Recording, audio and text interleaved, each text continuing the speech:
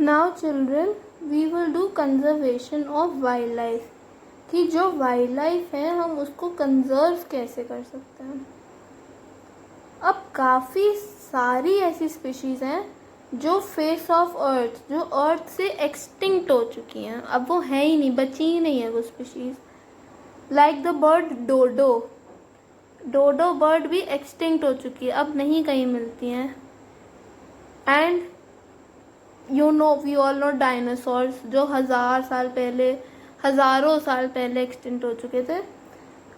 But still जो अभी wild life है वो अलार्मिंग रेट पर एक्सटिंक्ट होती जा रही है। तो उसको हम लोग कैसे बचा सकते हैं, हम उसके बारे में पढ़ेंगे।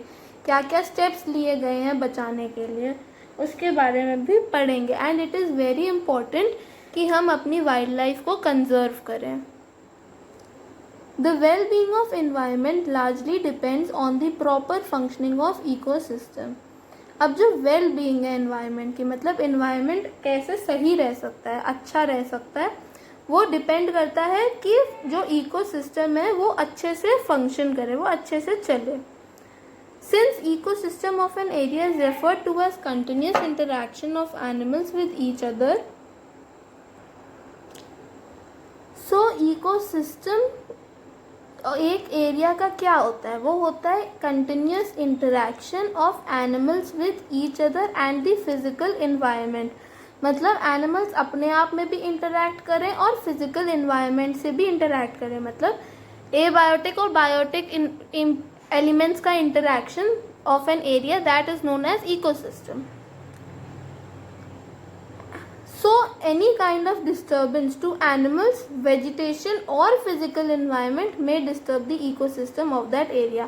अब कोई भी डिस्टर्बेंस होगी किसी भी तरह की, चाहे वो एनिमल्स को हो, चाहे वो नेचुरल वेजिटेशन को हो, चाहे वो फिजिकल एनवायरनमेंट को भी क्यों ना हो, वो इकोसिस्टम को डिस्टर्ब करेगी। So any disturbance to animals, vegetation और physical environment may disturb the ecosystem of that area. A large area of forest land has been cleared to expand farmlands and to construct roads, trails and industries.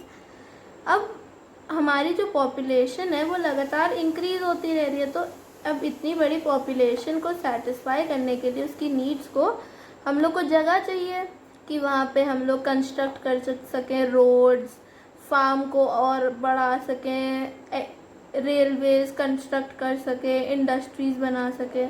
तो इसके लिए तो land चाहिए होगा, land तो हमारे पास limited है, तो हम फॉरेस्ट एरिया को क्लियर करते हैं, जो कि गलत है। So for a large area of forest land clear करा जाता है जिससे फार्मलैंड्स को एक्सपैंड करा सके, मतलब और बढ़ा सकें, रोड्स कंस्ट्रक्ट हो सके, रेल्स कंस्ट्रक्ट हो सके और इंडस्ट्रीज बन सकें। This has distracted the habitat of various animals, और इन सब प्रैक्टिसेस की वजह से काफ़ी सारे हैबिटेट ऐसे हैं जो डिस्ट्रक्ट हो गए हैं कई सारे एनिमल्स के।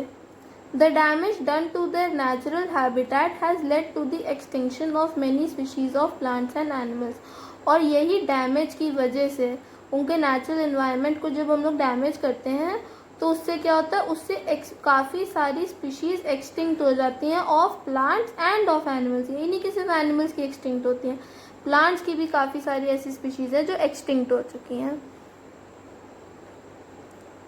Now wild life is also threatened bye hunters. अब वाइल्ड लाइफ को किससे भी डर है, मतलब थ्रेट है, हंटर्स, कलेक्टर्स और पोचर्स से।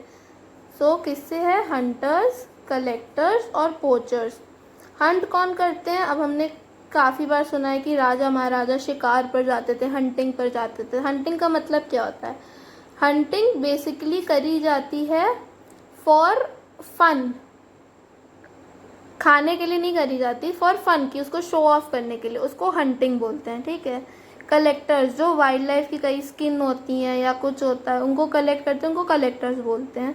या इलीगल ट्रेड जो भी होता है काफ़ी सारी स्पीशीज़ का, कि वो स्पीशीज़ कलेक्ट करके रखते हैं, तो उनको कलेक्टर्स बोलते हैं। देन पोचर्स, पोचर्स कौन होते हैं, पोचर्स वो होते हैं जो खाने के लिए वाइल्ड लाइफ को मारते हैं। जैसे अगर उनको कोई रैबिट वैबिट मिला किसी शिकारी को, तो वो रैबिट को मारेगा और उसको बना के खाएगा, तो उसको बोलते हैं पोचर्स। तो वाइल्ड लाइफ को इन 3 लोगों से खतरा है। एक है हंटर्स जो फन के लिए करते हैं, फॉर स्पोर्ट करते हैं, दूसरा होता है कलेक्टर्स और तीसरा है poachers. The illegal trade of hides और स्किन्स बेसिकली एक ही होती हैं। हाइड्स भी जो जानवर की स्किन होती है उसको बोला जाता है hide, okay. Nails, teeth, horns, feathers, ये सब, इन सब चीज़ों का इलीगल ट्रेड होता है और ये काफ़ी ज़्यादा वैल्यूबल होती है और एक्सपेंसिव होती हैं। तो इनका ट्रेड भी, मतलब जो प्रॉफिट होता है वो काफ़ी ज़्यादा, तो इस वजह से प्रॉब्लम और बढ़ जाती है, ठीक है, क्योंकि और वाइल्ड लाइफ को प्रोटेक्ट करना पड़ता है। नाउ साइट्स का फुल फॉर्म क्या है? Convention of international trade in endangered species of wild flora and fauna.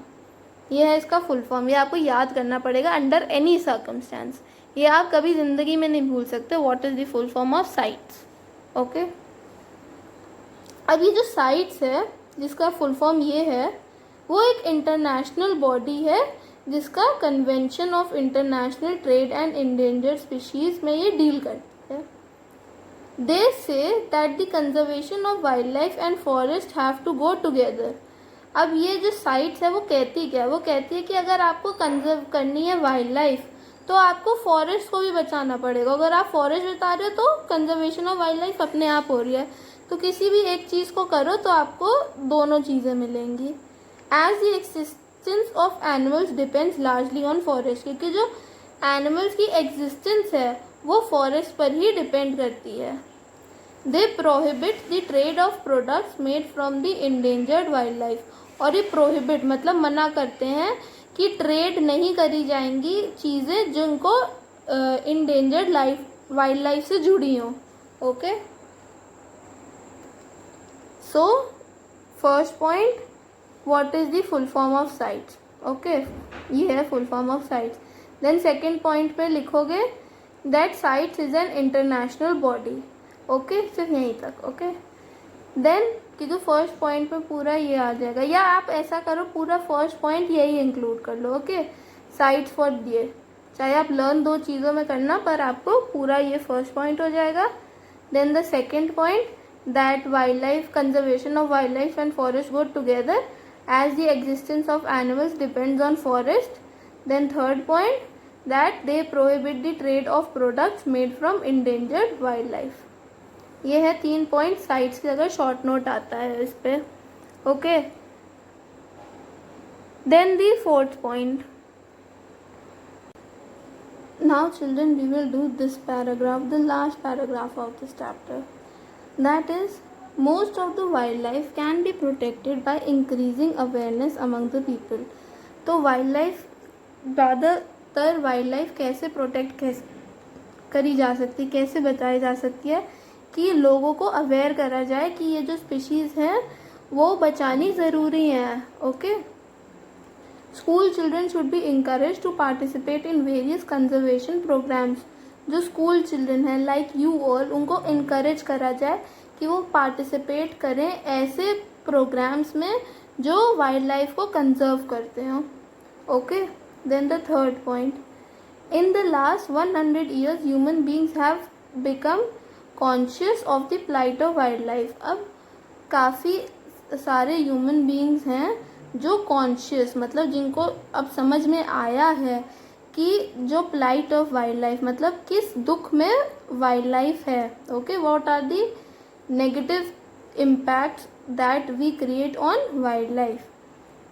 Then the fourth point, many countries have developed wildlife sanctuaries, national parks and biosphere reserves to protect the natural vegetation and wildlife. अब काफ़ी ऐसी countries हैं जिन्होंने wild life sanctuaries, national parks और biosphere reserves बनाए हैं जिससे वो नेचुरल वेजिटेशन और वाइल्ड लाइफ को प्रोटेक्ट कर सकें। सो हियर आर 4 पॉइंट्स कि हम कैसे कंजर्व कर सकते हैं वाइल्ड लाइफ को, okay. Then CITES is an international body जो बनाई गई है कंजर्व करने के लिए वाइल्ड लाइफ को। ये है कि हम लोग कैसे कंजर्व कर सकते हैं, ओके। और क्या कौन कौन से स्टेप्स लिए गए हैं, इफ़ द क्वेश्चन सेज कि what steps have to be taken और are taken to conserve wildlife, तो आप उसमें साइट्स भी इंक्लूड करोगे, नॉट दिस पूरे पॉइंट्स बट साइट्स और उसका फुल फॉर्म। ओके, बस आपको उसमें सिर्फ फर्स्ट पॉइंट लिखना होगा। ओके, अगर कंजर्वेशन ऑफ वाइल्ड लाइफ पे बहुत बड़ा मार्क्स का क्वेश्चन आ जाता है, काफ़ी लॉन्ग क्वेश्चन आ जाता है, तो आप उसमें इंक्लूड करोगे कि कैसे क्या खतरा है वाइल्ड लाइफ को, क्यों बचाना ज़रूरी है वाइल्ड लाइफ को, देन आप उसमें लिखोगे कैसे कंजर्व करा जा सकता है वाइल्ड लाइफ। ओके, और अगर आप if you have any problem then you can ask. Now as we have completed the chapter, we will do all these 3 exercises, A part पूरा, B पार्ट पूरा और C पार्ट पूरा। Basically short ही है तो आपको ज़्यादा टाइम नहीं लगेगा, प्लस आपको वर्कशीट भी करनी होगी। And do send the screenshot of this video, ठीक है, बिना स्क्रीनशॉट के मैं वर्क नहीं चेक करूँगी किसी का भी।